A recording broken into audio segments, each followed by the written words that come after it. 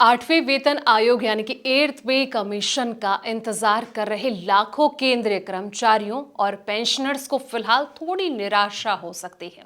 हालांकि सरकार ने जनवरी 2025 में इसके गठन की घोषणा कर दी थी और 1 जनवरी 2026 से इसे लागू करने की उम्मीद भी जताई जा रही है, लेकिन अभी तक आयोग का औपचारिक गठन नहीं हुआ है और ना ही इसके अध्यक्ष या सदस्यों की नियुक्ति हुई है। चलिए जानते हैं पूरा मामला। नमस्कार, मैं हूं संध्या बिष्ट और आप देख रहे हैं the economic times Hindi.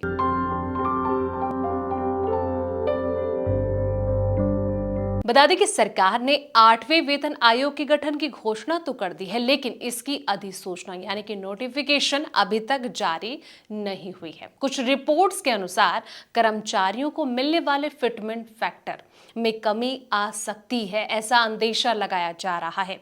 Kotak institutional equity की एक रिपोर्ट में अनुमान लगाया गया है कि 8वें वेतन आयोग में फिटमेंट फैक्टर 1.8 हो सकता है, जो कि 7वें वेतन आयोग के 2.57 फिटमेंट फैक्टर से काफी कम होगा। अगर ऐसा होता है तो कर्मचारी की वास्तविक वेतन वृद्धि यानी कि रियल पे हाइक जो है वो सिर्फ 13% तक ही सीमित रह सकती है, जबकि वे अधिक बढ़ोतरी की उम्मीद कर रहे हैं।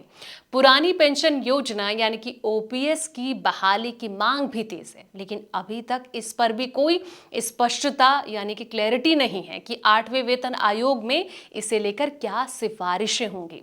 इन सब के बावजूद अभी भी लाखों कर्मचारियों को उम्मीद है कि 8वें वेतन आयोग के लागू होने से उनकी जो बेसिक सैलरी है इसमें बम्पर उछाल देखने को मिलेगा।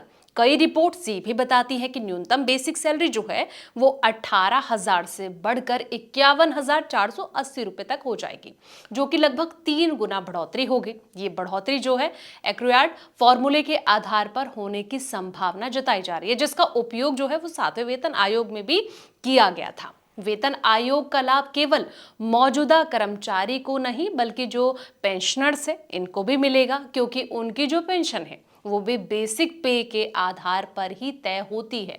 अनुमान ये है कि पेंशन में भी 30 से लेकर 34% तक की बढ़ोतरी हो सकती है। सरकार विभिन्न मंत्रालयों, विभागों और राज्य सरकारों से इनपुट मांग रही है।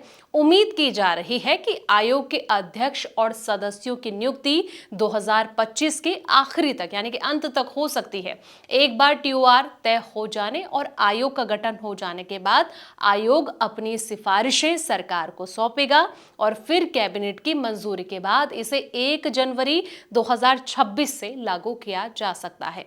फिलहाल केंद्रीय कर्मचारियों को 8वें वेतन आयोग के औपचारिक गठन और उसकी सिफारिशों का इंतजार जो है वो करना होगा कि कब तक इसका ऐलान किया जाएगा। फिलहाल इस वीडियो में इतना ही। जानकारी भरे ऐसे ही तमाम वीडियोस के लिए आप देखते रहें द इकोनॉमिक टाइम्स हिंदी।